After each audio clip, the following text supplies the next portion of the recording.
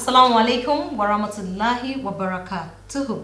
I welcome you to another enlightening episode of this program, Islam is Beautiful. Ramadan Mubarak to all Muslims out there. May Allah make it easy for us all. Ameen. My name is Salma Aditutulawal. Thank you for joining us.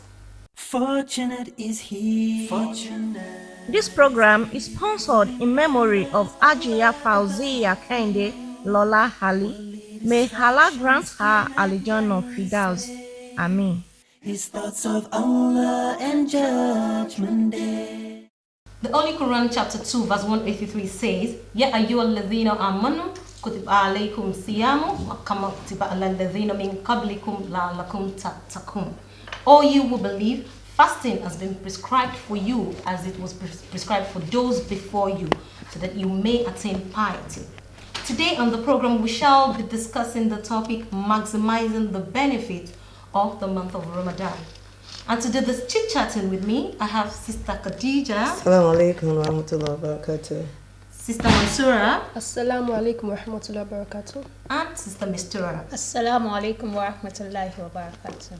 Now, when we say fasting, Sister Mistura, fasting we know that is a commandment of Allah, one of the pillars of Islam. Now, how compulsory is it for a Muslim to fast in the month of Ramadan? MashaAllah, like you just said in the Quran, Allah says, Ya ayyuhalladhina amanu, kutiba alaykumus siyam.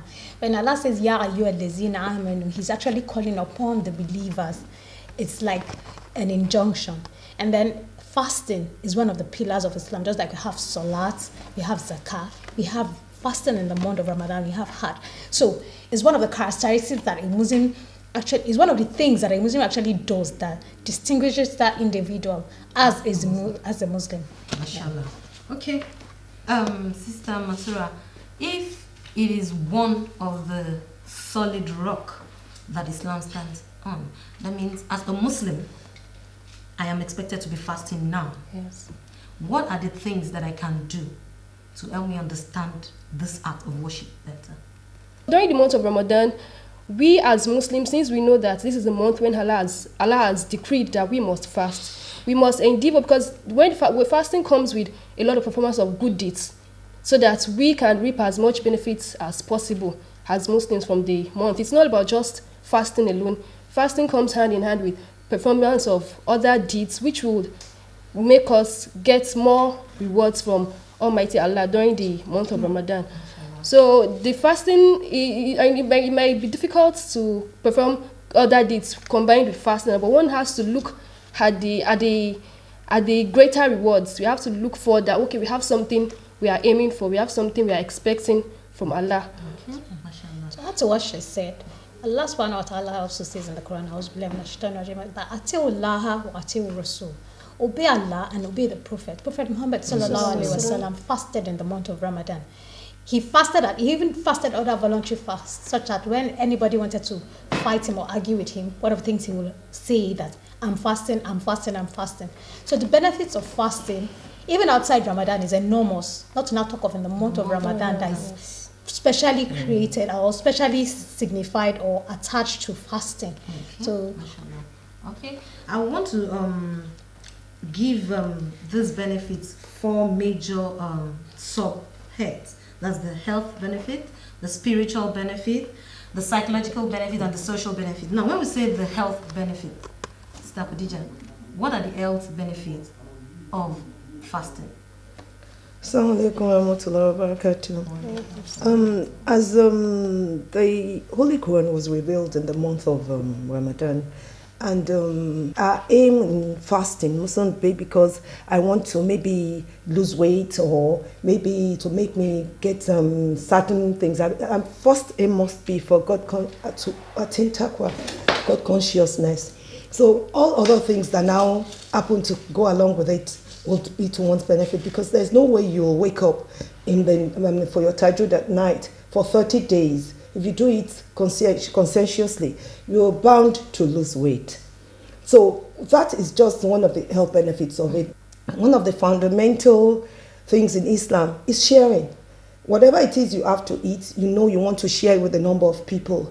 We at this side of the world, we don't really do that as well as we should, but they do it more in the north. What we do here is to give food out to people, but there's so much reward in sitting and sharing with people. And I'm not talking of sharing with your friends who are as comfortable as you are.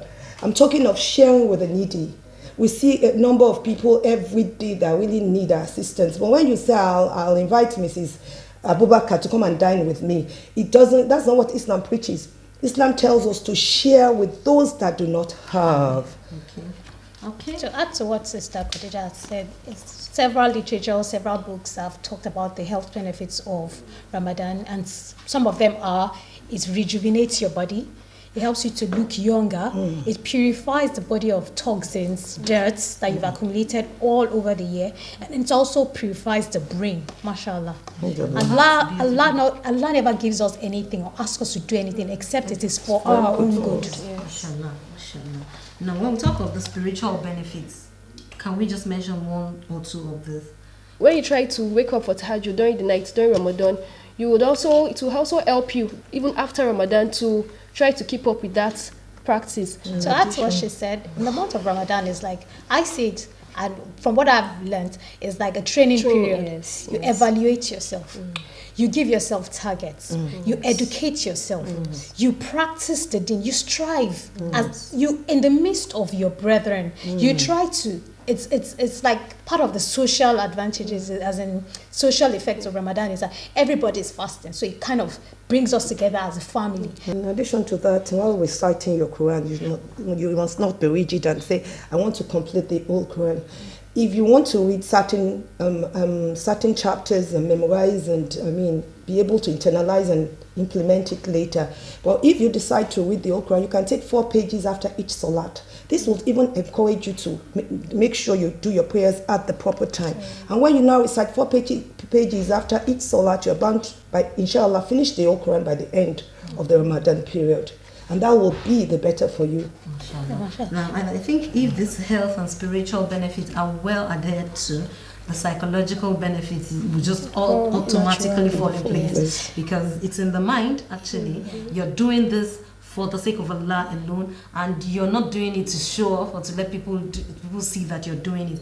It would automatically fall into place that psychologically you're set to live the next year till the next Ramadan. And one of the benefits of the month of Ramadan is that the heavens are open. Yes, so whatever you do, you gain.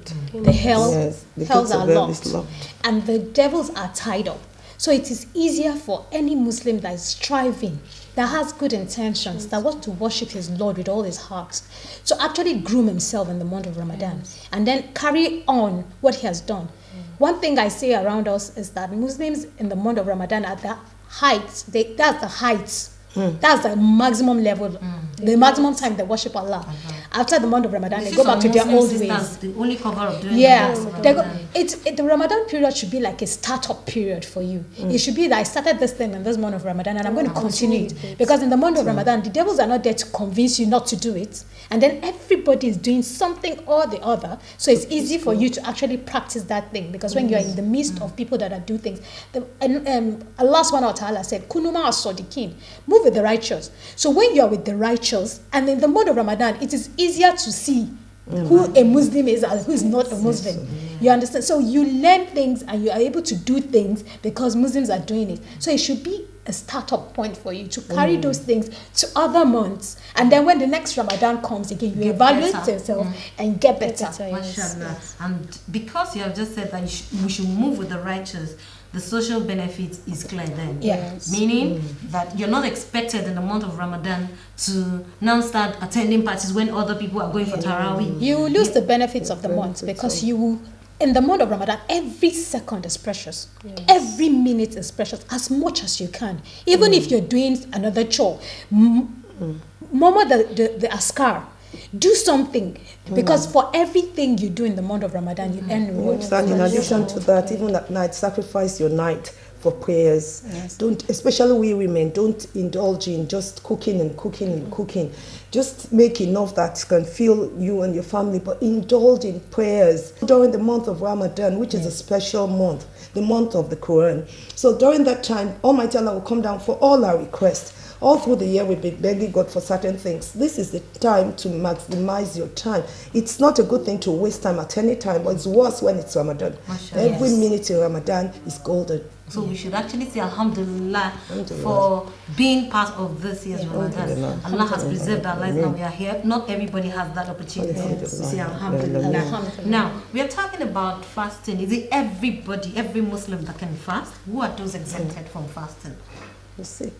Yeah. In Surah Al-Baqarah, Quran 184, Allah says that we should fast for a period of time. However, some people are exempted, like the wayfarer, the old, the pregnant. Even we know that when women are menstruating, they don't fast, but they pay it back. Then the sick. Yes. Yeah, but the sick, when you get better, you pay it back. Now, when we say the sick, Yeah. do you know some people are actually sick, but we can't see it? If one is sick and you know in your heart or heart that you were sick, I always quote this hadith of the Prophet Muhammad Sallallahu Alaihi Wasallam. Innamal a'malu binniyat. Justify your intention. When your intention is clean. If you're sick and we don't know, but Allah knows. So why are you bothering yourself? Allah will not punish you for what you Then you can then make the fidya. You can, feed the indigent, feed people that don't have. fasting. Yes, that are fasting. And you know, obviously these ones, they need what to break their fast with some feed them. And after some are exempted after Ramadan, once you've done this, not to, we pay the fast they missed. Once you can do this. the old Yes, people. especially the old people, Yes. and maybe those that have maybe God help us terminal disease or something that you know that this cannot fast. Now, how can we use the month of Ramadan to not break the bond of kinship? We know that he who breaks the bond of kinship will not enter paradise, is what the Quran says. Now, in doing all these acts of worship, sometimes you may find that you're becoming secluded, you're secluding yourself. As Muslims, we have been taught that we are supposed to be balanced people. We don't say, okay, we are moving so close to Allah, we leave our family behind, we don't see to their affairs. Even seeing to their affairs is a means of getting Allah's rewards too. Because it's just not about you alone. Allah says in the Quran that we should ward ourselves and our families, our children, from the fire, from the hellfire. So if you are being concerned about yourself alone, leaving your people behind, You're still behind. yes. So it doesn't work that way. So one has to carry the family along. Usually, even if the father is not, the mother should carry the children along while doing all those good acts during Ramadan, fasting, seeing to their affairs. Okay, you are fasting, Alhamdulillah. Try to read your Quran. Try to pray your salah at the right time. Try to do things together as much as possible. It helps. Even for women that have older children, you cook together in the kitchen. While cooking, you might be murmuring some adkar while you're cooking in the kitchen. You're earning rewards that way too. When it's time for salah, let us go and pray salah if the children are around, or maybe just came back from school, just brought them from school. Children, let us go and pray our salah before we start cooking. So you carry your children along. Even for the man of the house too. When you come back from work, children, have you done this? Have you done that? Okay, let's go for Tarawih together. If mommy cannot go with you, you carry your family out, because it's like you do things together to even earn more rewards. Because as you are helping those ones, so you are getting your own rewards in addition to the rewards you get from helping them to carry out those acts of ibadah too. Okay, mashallah. Now, a mother that has the challenge of a wayward spouse. Now, for instance, when I say wayward here, the man isn't as religious. Now, that's a challenge for her. In the month of Ramadan, how can she help the man? The man is not the type that does Tarawih. There's no mosque close to them. He can't do the imam in the house. The mother has her kids. Can she do the imam for her children? The month of Ramadan, like we said, is a month where our prayers are answered if you use it, pray at the right time, you use it maximally. Yes. So why doesn't she should see this month as a month of as a time that she can actually speak to Allah. Perhaps Allah will touch the man. Now, when we were talking about the health benefits, help you to reduce weight and all of this, Do you think it is wrong for us to go with the intention that, okay, I want to lose weight and that's why I want to fast? I think we said that earlier, Okay. that your intention must be aligned. Okay. Yes. Even some people, it's not because of the health You know, benefits. some people actually as well. add weight in the month of Ramadan. Some people even fast because of I don't want people around me to say I'm not fasting. Or how will I be eating when That's others a very are. rough So way. it's this is the beginning of Ramadan. Every day you align your intentions. You tell Allah, you tell yourself that I'm doing this for the sake of Allah. And in addition to that, for our brothers and sisters, some of us, we look so gloomy, our faces are dry, our lips are dry, everyone will start asking you, are you fasting? If you perform your ablution at the right time, say your prayers at the right time, your face will not look dull. And when you do your dhikr, the dhikr is supposed to moisten your lips. So there's no reason to look dull and to now allow people to know that you're fasting. We have to make sure that, okay, Ramadan is going to begin now. We have to be sure that we make our intentions to fast. Because fasting comes with the intention. We have to have the intention. It's not about, okay, I just woke up this morning. It's Ramadan, we are fasting. No, you have to have that intention. That conscious. And intention is not, you don't have to speak it out, but the conscious has to be in you that, okay, I'm fasting in the month of Ramadan for the sake of Allah. Because Allah has commanded us to fast. Just the obedience to Allah's injunction. That's why I'm fasting. Allah make it easy for us. Islam is total submission to the will of Allah. We would show you this book that can help you also, because it's also good to read in the month of Ramadan. Read your Quran and read beautiful Islamic literatures that can help you. So let us show you this book and see how it can help you in this month of Ramadan. Bismillah.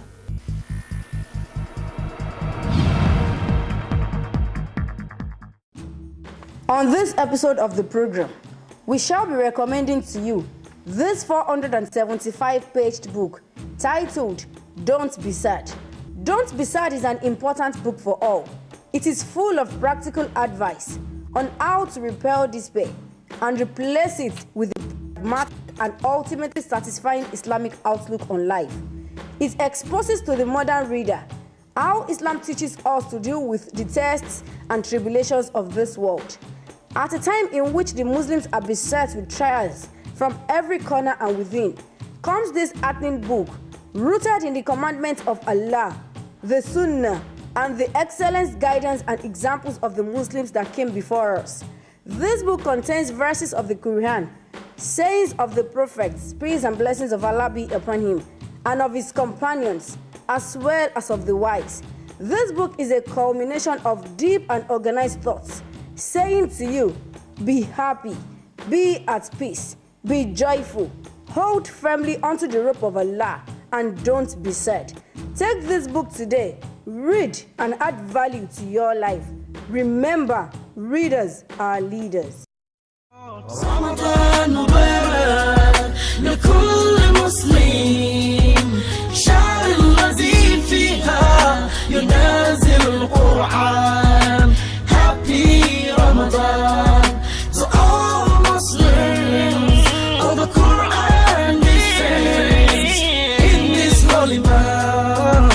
أرحب بك يا شهر رحمة. أرحب بك يا شهر رمضان. بك أرجي لقاء قرب ربي. بك روحي وقلبي قد صار. رمضان مبارك لكل مسلم شهر الذي فيها ينزل القرآن. Happy Ramadan for all Muslims. All the Quran descends in this holy man. Welcome you, O holy man of Ramadan. I welcome you, O holy man of blessings. And you I seek nearness to my Creator. For you my soul and heart has been purified. رمضان مبارك لكل مسلم شهر الذي فيها ينزل القرآن. Happy Ramadan to all Muslims. All the Quran descends in this holy month.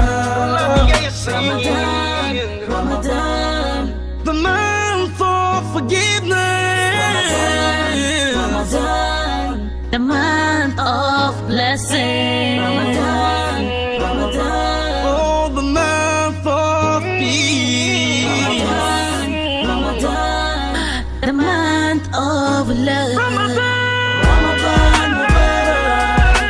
لكل مسلم شهر الذي فيها ينزل القرآن. Happy Ramadan to all Muslims. All the Quran descends in this holy month. أرحب بك يا شهر الرحمة رمضان رمضان مبارك. This is the fact we think you should have for this week.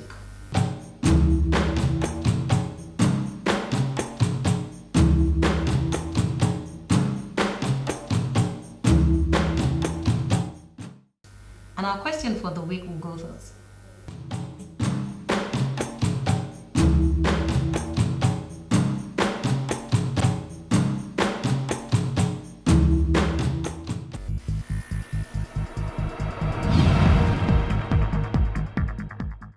Alhamdulillah Rabbil Alameen. You're welcome back, my sisters. Now, in one sentence, I want you to advise the mom, Sister Mastura, you advise the student, and then you advise the mother. When we say mother, a mother that has children who are already married now. In this month of Ramadan, let us give them one advice each how they can maximize their positions in the family life. As a mother, if you have failed, I believe there's something that will show. If you have failed as a student that people are looking to, I believe that there will be a vacuum too. So let's give in one word, let's help these people. The advice I'll give to a mother is, in the month of Ramadan, mothers are usually cooking and cooking and cooking. The month of Ramadan, fine, we're supposed to eat well so that we can be healthy, but the month of Ramadan is not a month where we should cook and cook and cook. I was raised to believe that a mother is the pillar of the home. She's the one that prays, because she is supposed to have more time, in quotes, to take care of the house and pray for the house. So this month she should see it as an opportunity for her to pray for herself, pray for her husband, pray for her children, pray for her entire family. It should not be cooking. Mothers should also avoid eating too much, because it makes us heavy. You've cooked and cooked and cooked, then you now eat and eat and eat. You're not heavy. You can't do your tarawih. You can't wake up in the midnight. You can't pray. Then the whole month goes away. So everything should be done in moderation. Yes. For the students, one has to be conscious as a Muslim. You know what you are and what you are aiming for. So during the month of Ramadan, you have to have that consciousness, because you know Allah has told us in the Quran that it's for us to attain piety. That consciousness has to be there. If you are in the school, don't engage in all these vices that other people engage in. It's difficult, but the consciousness of God has to be there. Then there's this citadel of learning, this citadel of the believers. There are different adhkar for different periods of time that we can learn from. Even simple adhkar, as simple as Subhanallah bihamdi, we can be saying it frequently. La ilaha illallah, alhamdulillah. Even while in school. Remember, yes, watching, yes, we conscious what to do, yes. But sometimes they tend to satisfy their parents and forgetting that that's so sometimes if you let the child know that it's about Allah, yes, first, before the parents. Because when you satisfy Allah, you know you have to do things to please your parents too. So the consciousness has to be there. That's why just the consciousness of God has to be there, and discipline. For this young woman, she's probably having the first Ramadan with her husband. It's a new experience. It is important to wake up at the right time. And some wives will wake up like 5 a.m. or 4:30 to prepare sahum for the husbands. That is no longer sahum. So for the young wife, she should wake up at the right time. And even if she's expecting or she's a mother already, she cannot waste. She can't waste this period because maybe I can't fast now. There's so many other things to do. Recite your Quran as many times as you can, and make sure you imbibe it and implement it, so that could be to the advantage of your husband and your unborn child. Because you're actually just laying the foundation of that home. Of that So home. you have the opportunity to use the month of Ramadan. With prayers, and this is the best month. May Allah make it easy for us. We thank you for watching this program, and we hope that you have internalized all that we have said here today. Do join us again next week for another enlightening episode of this program. Do not forget our slogan. Don't tell people that you are a Muslim, especially in this month of Ramadan. Show them that you are a Muslim. Let them see. Be good, be kind, and as much as possible, be humble as a Muslim. Remember that during the time of the Prophet, there was never a time that he preached to anybody to accept Islam. People accepted Islam because of the way they saw him behave. May Allah subhanahu wa ta'ala make us good vicegerents on earth. For my sisters and I here, we say, Assalamu alaikum wa rahmatullahi wa barakatuh.